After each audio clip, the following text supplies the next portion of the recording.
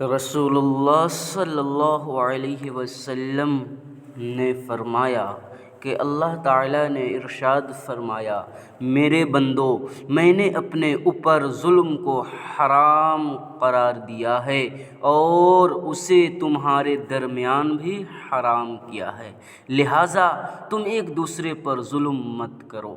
میرے بندو، تم سب گمراہ ہو سوائے اس کے جسے میں ہدایت دوں، لہٰذا مجھ سے ہدایت مانگو، میں تمہیں ہدایت دوں گا۔ میرے بندو، تم سب بھوکے ہو سوائے اس کے جس کو میں کھلاؤں، لہٰذا مجھ سے کھانا مانگو، میں تمہیں کھلاؤں گا۔ میرے بندو، تم سب برہنہ ہو سوائے اس کے جس کو میں پہناؤں، لہٰذا تم مجھ سے لباس مانگو، میں تمہیں پہناؤں گا۔ میرے بندو، تم رات دن گناہ کرتے ہو اور میں تمام گناہوں کو معاف کرتا ہوں، لہٰذا مجھ سے بخشش مانگو، میں تمہیں بخش دوں گا۔ میرے بندو، تم مجھے نقصان پہنچانا چاہو تو ہرگز نقصان نہیں پہنچا سکتے، اور تم مجھے نفع پہنچانا چاہو تو ہرگز نفع نہیں پہنچا سکتے۔ میرے بندو، اگر تمہارے اگلے پچھلے انسان اور جنات سب اس شخص کی طرح ہو جائیں جس کے دل میں تم میں سے سب سے زیادہ اللہ تعالیٰ کا ڈر ہے، تو یہ بات میری بادشاہت میں کوئی اضافہ نہیں کر سکتی۔ میرے بندو، اگر تمہارے اگلے پچھلے انسان اور جنات اس شخص کی طرح ہو جائیں جو تم میں سے سب سے زیادہ فاجر و فاسق ہے، یعنی گناہ گار ہے، تو یہ چیز میری بادشاہت میں کوئی کمی نہیں کر سکتی۔ میرے بندو، اگر تمہارے اگلے پچھلے انسان اور جنات سب ایک کھلے میدان میں جمع ہو کر مجھ سے سوال کریں اور میں ہر ایک کو اس کے سوال کے مطابق عطا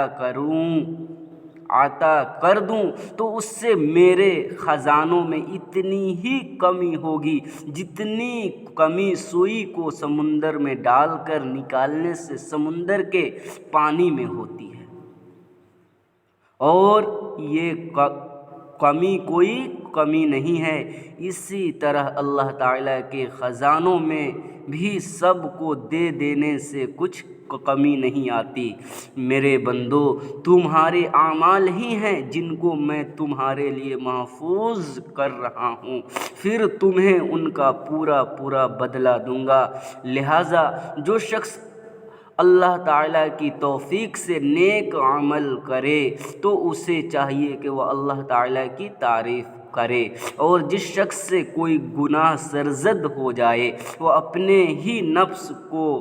ملامت کرے، کیونکہ اس سے گناہ کا سرزد ہونا نفس ہی کے تقاضے سے ہوا۔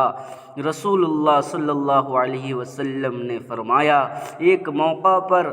ہمیں 5 باتیں ارشاد فرمائیں۔ نمبر 1، اللہ تعالیٰ نہ سوتا ہے اور نہ سونا اس کی شان کے لائق ہے۔ 2 میں ہے، روزی کو کم اور کشادہ فرماتا ہے، ان کے پاس رات کے اعمال دن سے پہلے اور دن کے اعمال رات سے پہلے پہنچ جاتے ہیں، ان کے اور مخلوق کے درمیان پردہ ان کا نور کا ہے، اگر وہ